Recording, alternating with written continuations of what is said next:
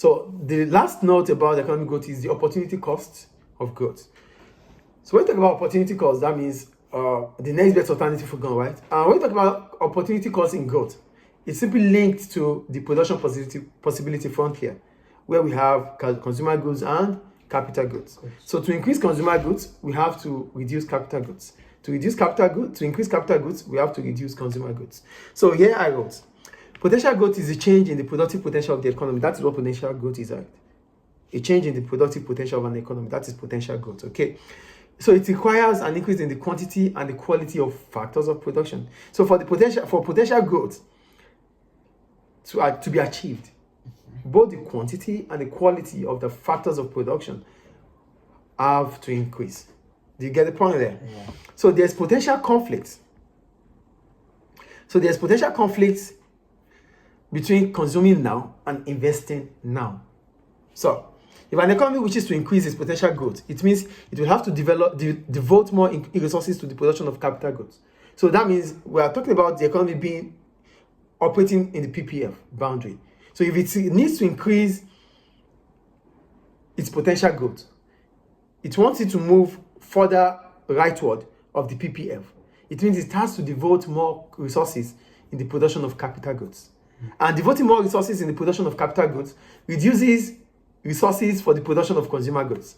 So in the short run, what happens? In the short run, living standards in the short run would fall, because living standard is mostly linked to consumption, your affordability of consumption, your affordability of goods.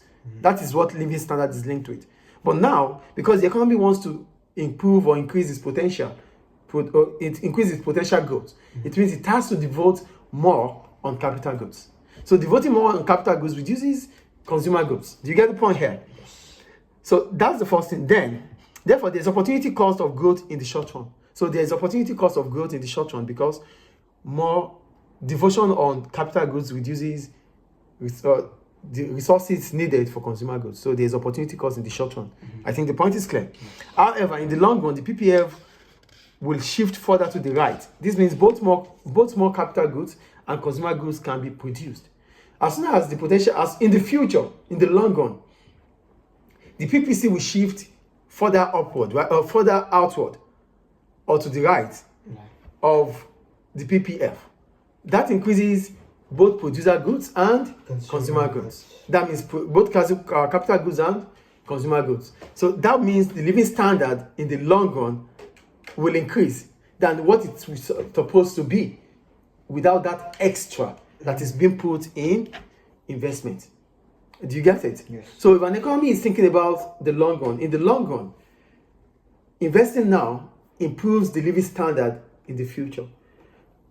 But if you think about consuming now, it affects the living standard in the future. So that is the opportunity cost of growth. So there's opportunity cost in growth, because increasing the potential growth means we have to devote more resources in the production of capital goods now to have a better living standard in the future.